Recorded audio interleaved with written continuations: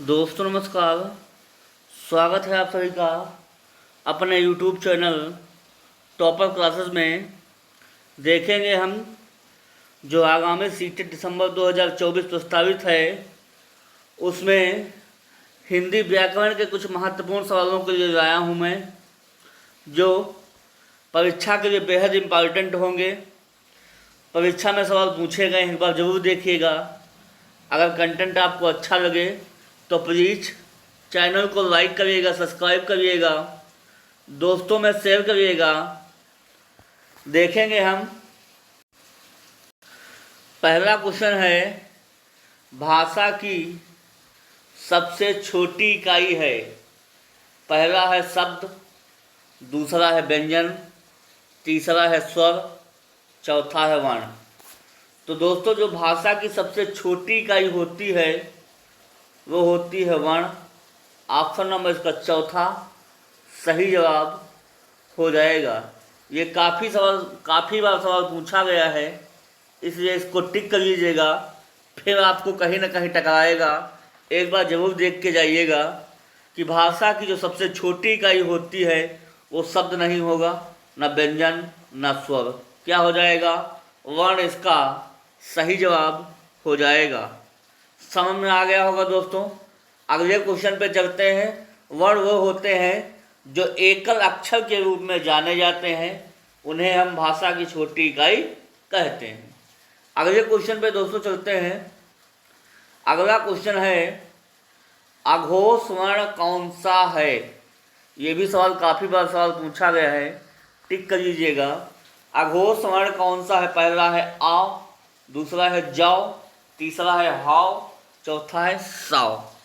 तो दोस्तों, अघोष वर्ण के अंतर्गत चार आते हैं।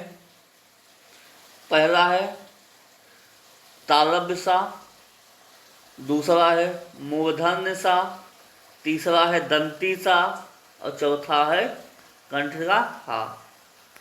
तो ये जो तीनों सा और हा जो मिलकर जो है अघोष वर्ण का निर्माण करते हैं, इसलिए इसमें से कौन से सा या हा दिखाई दे रहा है?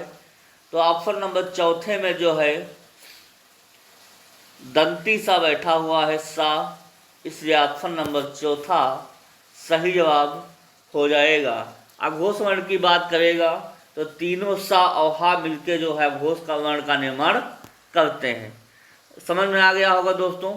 अगले क्वेश्चन पे चलते हैं। अगला क्वेश्चन है, ये भी काफ़ी बार सवाल पूछा गया है, टिक कर लीजिएगा।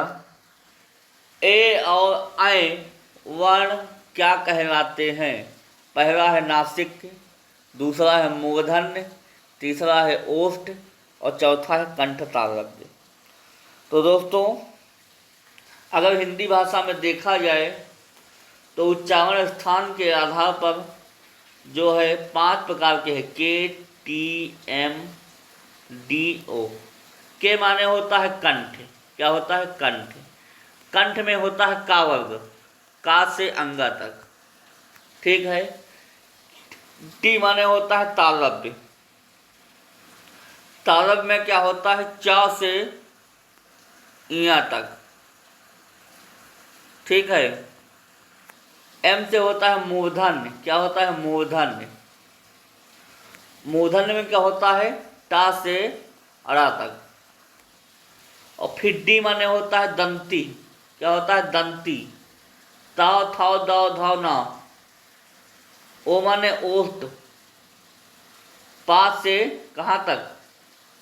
पा फा भा मा मा, ठीक है। चूंकि ए और ऐ की बात कर रहा है, स्वर की बात कर रहा है, जैसे नासिक के नहीं होंगे। नासिक वर्ग का पंचमाक्षर कहलाता है। मूर्धन्य में टा वर्ग के अक्षर आ जाएंगे, ओष्ठ में ता वर्ग के पा वर्ग के अक्षर आ जाएंगे, जबकि जो कंठ तालव्य बचेगा वो हमारा ऐ और ऐ में आ जाएगा। कंठ तालव्य कौन आ जाएगा? ऐ और ऐ। अगर यहाँ पे बात कही जाए कि ओ और आओ ये दोनों किसके अंतर्गत आएंगे, तो आपको जानकारी होना चाहिए ये कंठ ओष्ठ के अंतर्गत आएंगे। क्योंकि ओ है इसलिए ओ से ओष्ठ याद रखिएगा, और ए और अय है कंठ तालव्य को याद रखिएगा। तो समझ में दोस्तों आ गया होगा आप लोगों को। तो इसका सही जवाब चौथा सही जवाब हो जाएगा। अगले क्वेश्चन पे चलते हैं दोस्तों। अगला क्वेश्चन है कि या रा रावा किस वर्ग के व्यंजन हैं। पहला है ऊष्म, दूसरा है अंतस्थ, तीसरा है ओष्ठ और चौथा है तालव्य। तो दोस्तों ऊष्म व्यंजन के अंतर्गत तीनों प्रकार के सा, तालव्य सा, मूर्धन्य सा, दंती सा और कंठ का हा रखा गया है। ओष्ठ के अंतर्गत हम जानते हैं पा के अक्षर आते हैं पा, फा, बा, भा और मा। तालव्य के अंतर्गत चा के अक्षर आते हैं चा, छा, जा, झा, झा, चा, छा, जा, झा, इया। ठीक है, बचा हमारे पास अंतस्थ। तो अंतस्थ में यही जो बच्चे हैं हमारे अक्षर है या, रा, रा, वा। ये अक्षर क्या कह रहे हैं अंतस्थ। सीटेट में काफ़ी बार सवाल पूछा गया है, इसलिए इसको देख के जाइएगा, फिर कहीं ना कहीं आपको देखने को मिलेगा। अंतस्थ व्यंजन के अंतर्गत जो हैं या, रा, रावा आते हैं। तो समझ में आ गया होगा दोस्तों। अगले क्वेश्चन पे चलते हैं। अगला क्वेश्चन है समास कहते हैं, मतलब समास किसे कहते हैं। पहला है शब्दों के मेल को कहेंगे, कि दूसरा अक्षर के मेल को कहेंगे, तीसरा है स्वर के साथ स्वर के मेल को कहेंगे और चौथा है स्वर के साथ व्यंजन के मेल को कहेंगे। तो दोस्तों जो समास होता है वो हम लोग कहते हैं शब्दों के मेल को।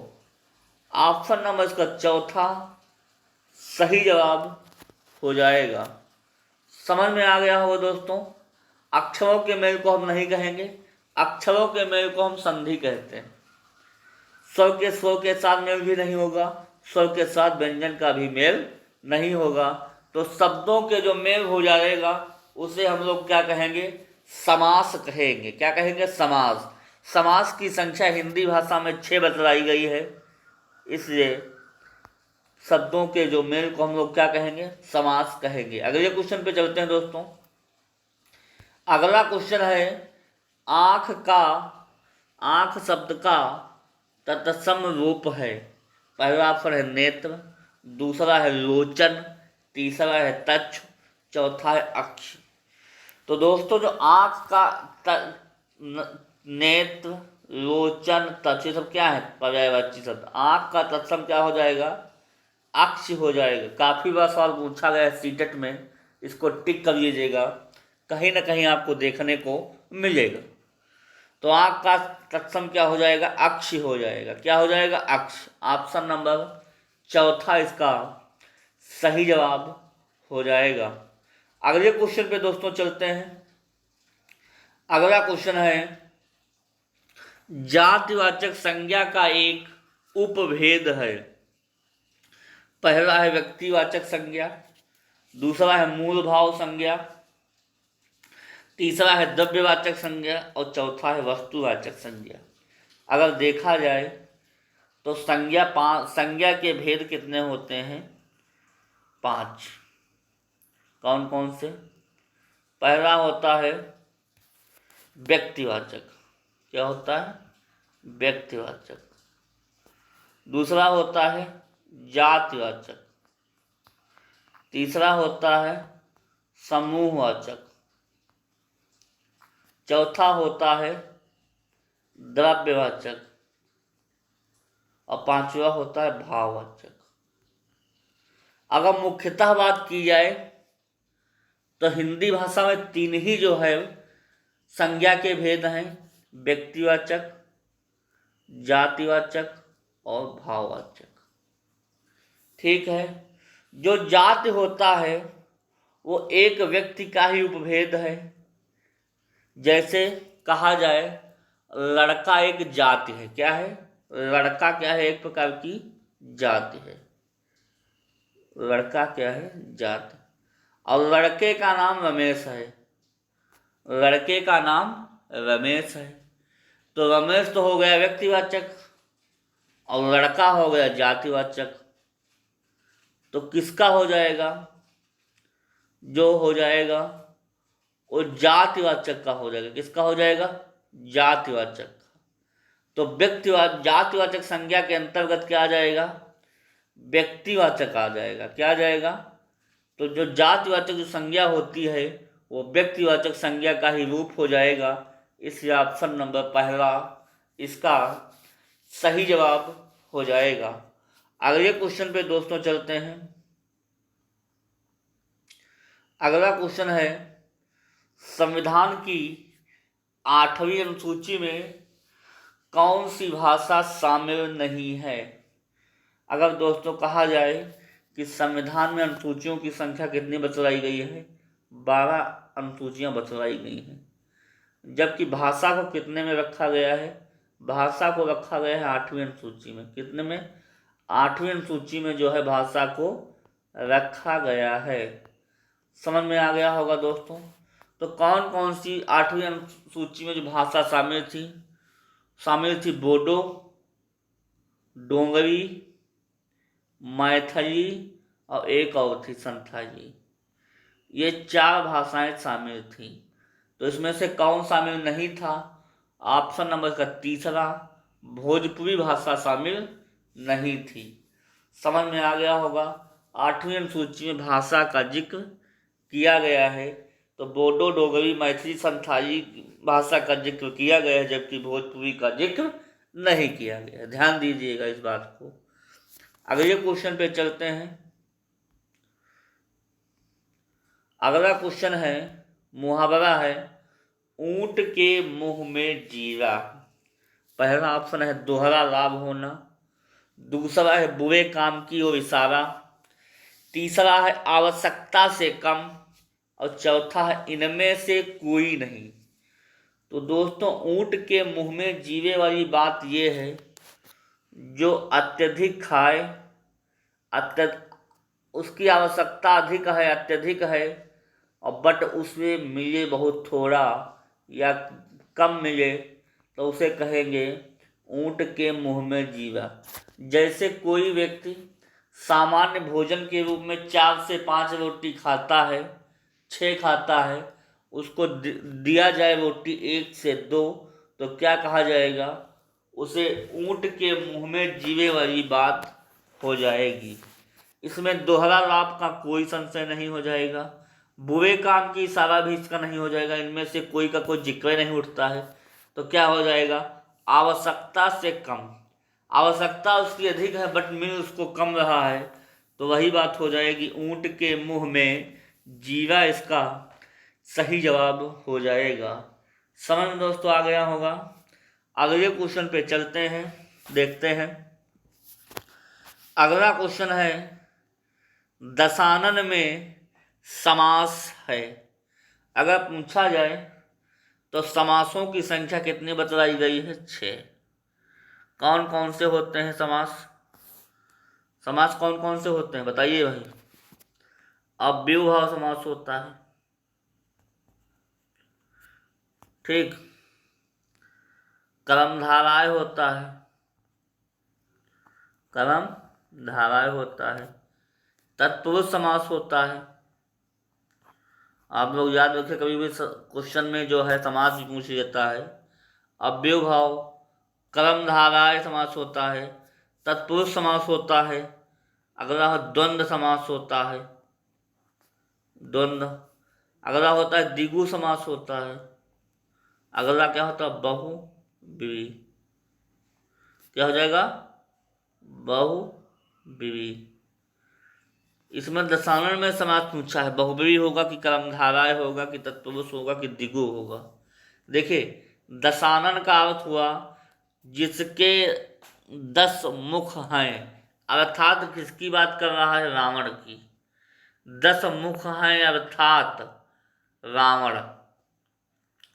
तो जब जब दोनों पद प्रधान ना होकर कोई अन्य पद प्रधान होता है तो वहां पे समास हो जाता है बहुब्रीहि। क्या हो जाएगा?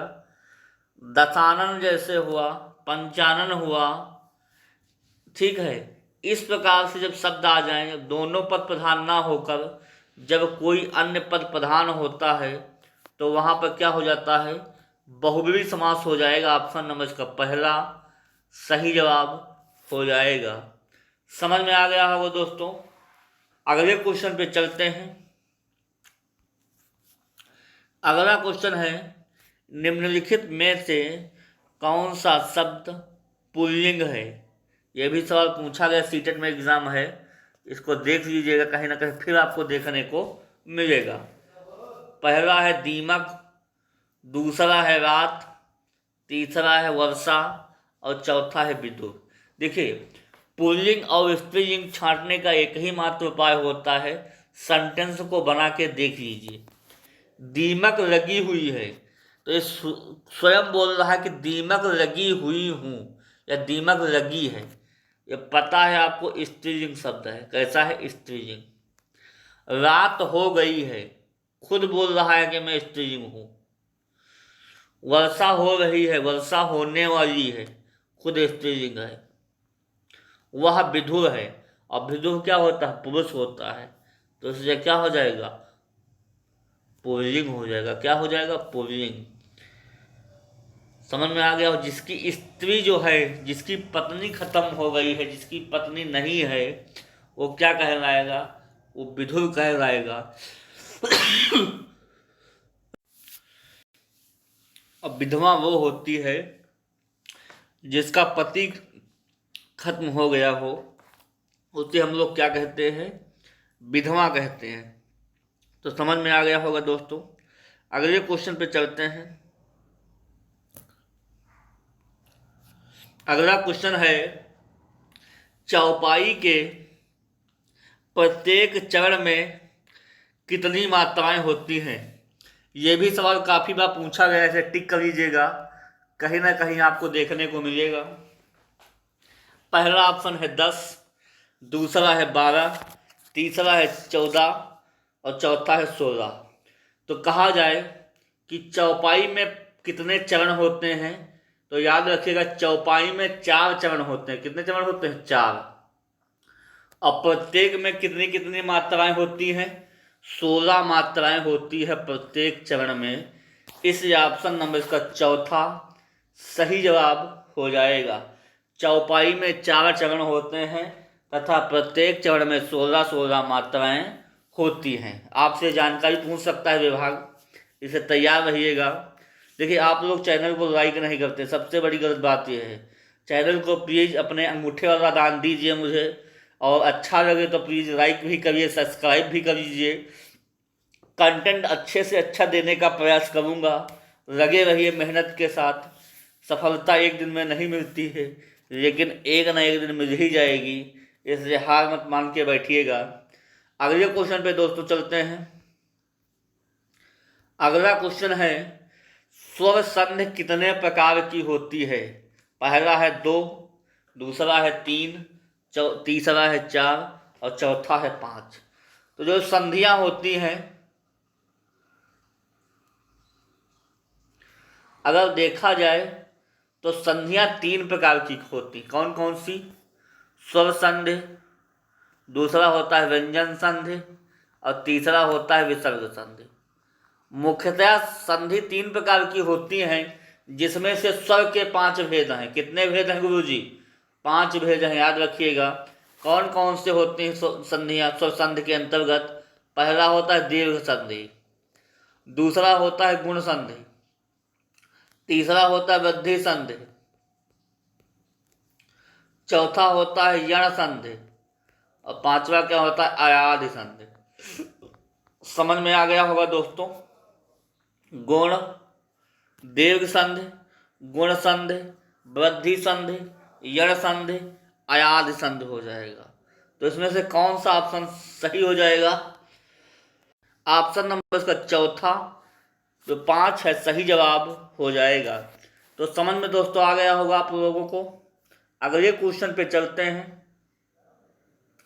अगला क्वेश्चन है कि भाषा की सार्थक लघुत्तम इकाई किसे माना जाता है। पहला ऑप्शन है शब्द, दूसरा है वर्ण, तीसरा है अर्थ और चौथा है मात्रा। काफ़ी बार सवाल पूछा गया है, टिक कर लीजिएगा। जो भाषा की सार्थक एवं लघुत्तम जो इकाई होती है वो हम लोग सीधे शब्द को मान लेते हैं। ऑप्शन नंबर इसका पहला सही जवाब हो जाएगा। शब्द अगर बन गया है तो भाषा की लघुत्तम इकाई कहा जाएगा। क्या कहा जाएगा? लघुत्तम इकाई, क्योंकि शब्द से ही वाक्य का निर्माण होता है और वाक्य से जो है पैराग्राफ का निर्माण होता है। समझ में आ गया होगा दोस्तों। अगले क्वेश्चन पे चलते हैं।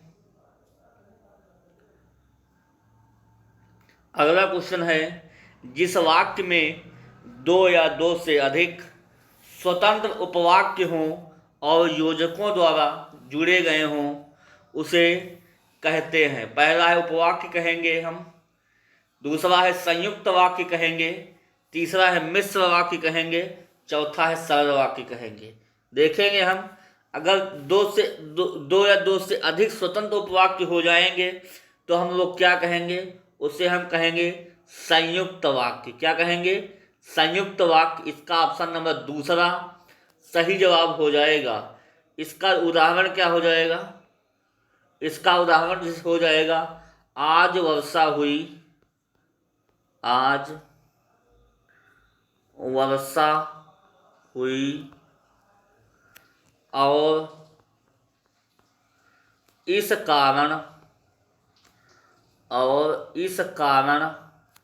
गांव में बाढ़ आ गई।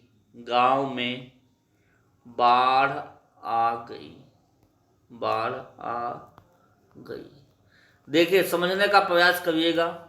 आज वर्षा हुई, आधा उपवाक्य ये हुआ और फिर जोड़ कौन रहा है? और हमको और जोड़ रहा है, और इस कारण गांव में बाढ़ आ गई। इस कारण क्या हो गई? गांव में क्या गई? बाढ़ आ गई। तो कौन सा शब्द इन दोनों उपवाक्यों को जोड़ रहा है? तो और। ये देख लीजिएगा। अगर कहा जाए और है, जैसे तथा है, ठीक है, इसलिए है। जब ऐसे वाक्य जब आपस में जोड़ दिए जाएं तो वहां पे क्या हो जाएगा? संयुक्त वाक्य का निर्माण हो जाएगा। दो उपवाक्यों के माध्यम से संयुक्त वाक्य का निर्माण हो जाता है। टिक कर लीजिएगा, कहीं ना कहीं आपको देखने को मिलेगा। और सरल वाक्य हो जाता, ये हो जाता है जैसे राम घर जाता है, ये सरल वाक्य हो गए। मिश्र वाक्य होता है, यदि तुम आओगे तो हम घर चलेंगे, किंतु परंतु लेकिन और ये जो शब्द आ जाएंगे वो मिश्र वाक्य के अंतर्गत आ जाएंगे। तो समझ में आ गया होगा दोस्तों आप लोगों को। अगला क्वेश्चन, ये सेशन का अंतिम सवाल रहेगा। किस स्वर के उच्चारण में दीर्घ स्वर से भी अधिक समय लगता है? पहला है अनुस्वार, दूसरा है अनुनासिक, तीसरा है दीर्घ और चौथा है विलुप्त। देखिए, ह्रस्व स्वर क्या होते हैं? जिसमें कोश भी नहीं होता है, बस हल्का सा पुश कीजिए ह्रस्व स्वर आ जाए, अ ई उ। दीर्घ वो होते हैं जिनमें थोड़ा सा हमको दबाव देकर बोलना पड़ता है, जैसे आ, ई, उ। और प्लुप्त स्वर होते हैं जैसे जिनमें दो मात्रा से अधिक का समय लगता है, जैसे है ओम। क्या हो जाएगा? ओम। इसमें दो मात्रा से अधिक का समय लग रहा है तो वहां पे क्या हो जाएगा? प्रयुक्त स्वर हो जाएगा। कौन सा स्वर हो जाएगा? प्रयुक्त स्वर। तो ह्रस्व स्वर, दीर्घ स्वर और प्रयुक्त स्वर, जिसमें दो मात्रा से अधिक का समय लगे वहां पे प्रयुक्त स्वर हो जाता है। तो दोस्तों, ये कुछ प्रश्नों की श्रृंखला थी जो आपको परीक्षा में हूबहू देखने को मिलेगा। अगर अच्छा लगा हो कंटेंट तो प्लीज़ चैनल को लाइक करिएगा, सब्सक्राइब करिएगा। फिर अगली क्लास में मुलाकात करेंगे। तब तक के लिए वाणी को विराम दूंगा। ओके, थैंक यू, धन्यवाद।